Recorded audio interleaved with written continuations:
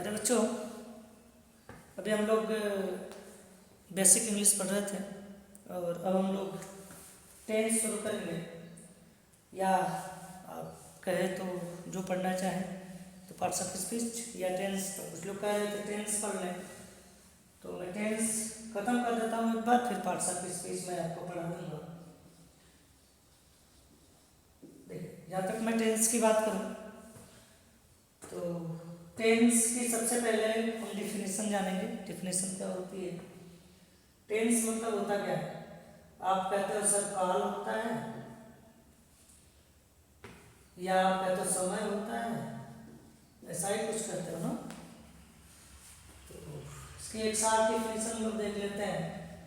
मैंने कई बार बताया, अ वर्ब दैट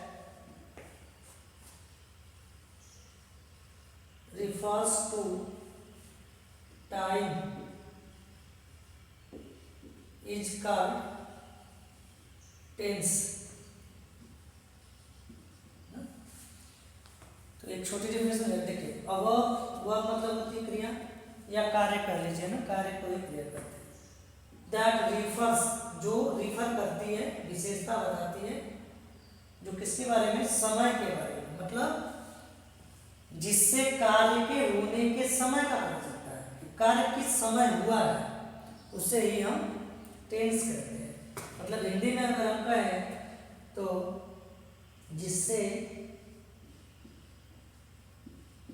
कार्य के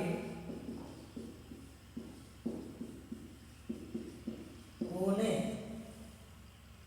के समय का पता चलता हो,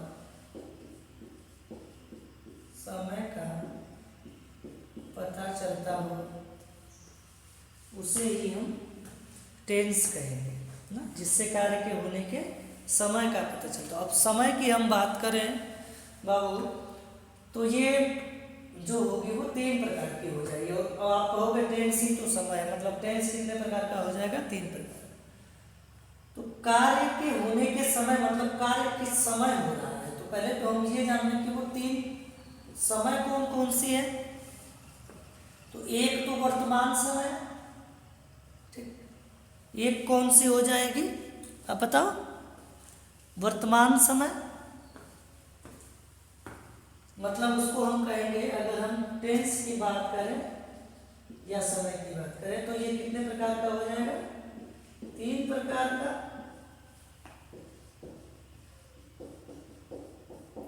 मतलब समय यहाँ 3 प्रकार। जैसे पहला क्या हो जाएगा? पहला प्रेजेंट टेंस, पहला जो समय हो जाएगी वो प्रेजेंट।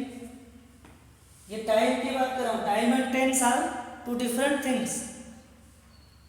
तो जहां प्रेजेंट टाइम मतलब प्रेजेंट के समय की बात कर रहा है, तो जो कार्य प्रेजेंट में मतलब वर्तमान में होगा, प्रेजेंट टेंस। तो प्रेजेंट टेंस मतलब हिंदी में कहे तो वर्तमान काल। और जो हो चुका है उसको पास्ट टेंस, इसको भूतकाल, क्योंकि जो अब नहीं है वो भूत हो गया ना, तो भूतकाल। और तीसरा जो होने वाला है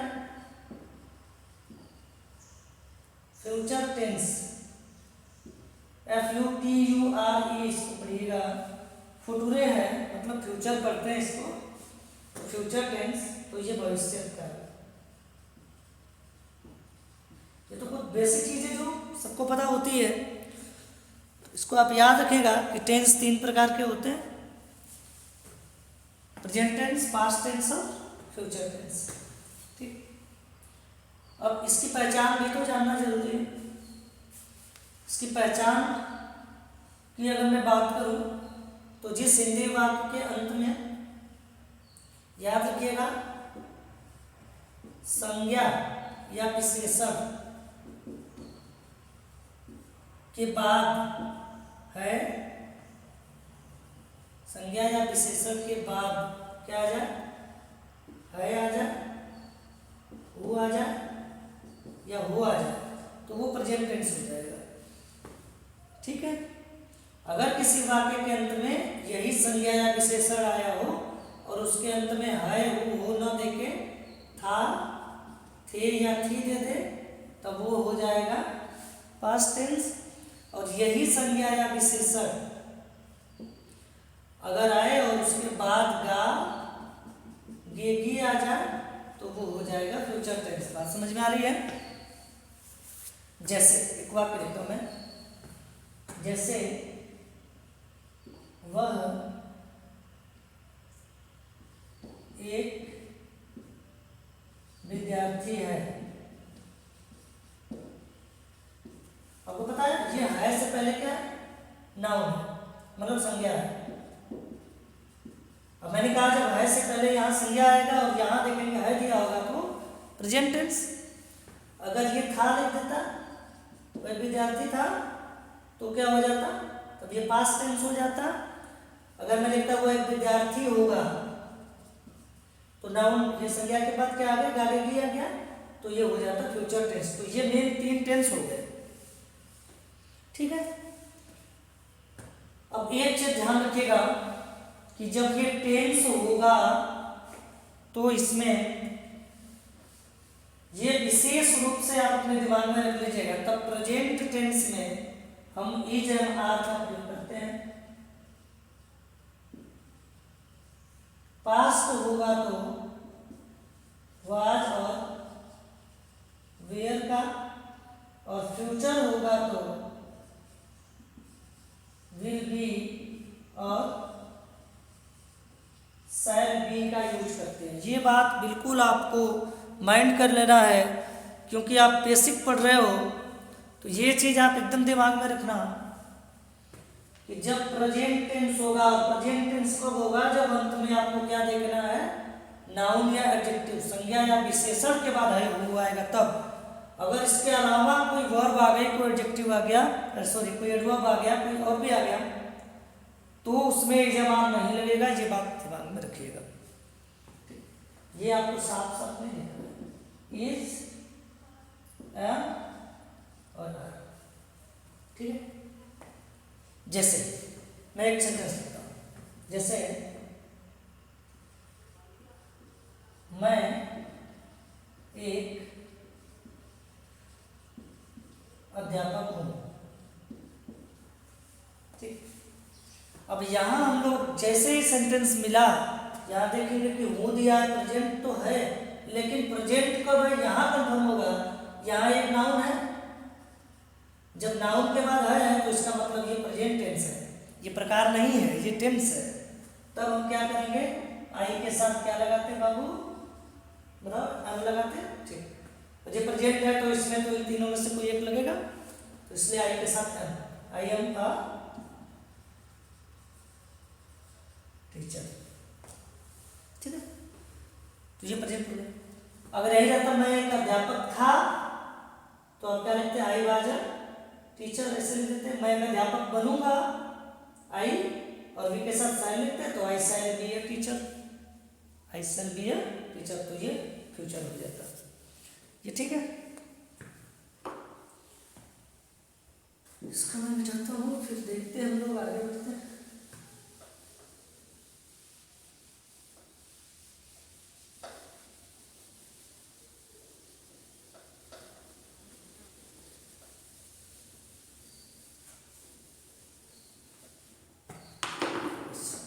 अब देखो ये बड़ा सुना आपने, लोग इसको बहुत पूछते हैं ना, कौवा काला होता है, ऐसा क्या? तो अब है दिया है, इससे पहले आप देखो काला होना क्या है? कौवे की विशेषता है, और विशेषता होगी तो वो एडजेक्टिव होगा, मतलब विशेषण होगा। और मैंने कहा था कि क्या संज्ञा या विशेषण, ये कीवर्ड आपको रखना है। अगर ये मिल गए है से पहले तो उसमें ही जवाब लगेगा।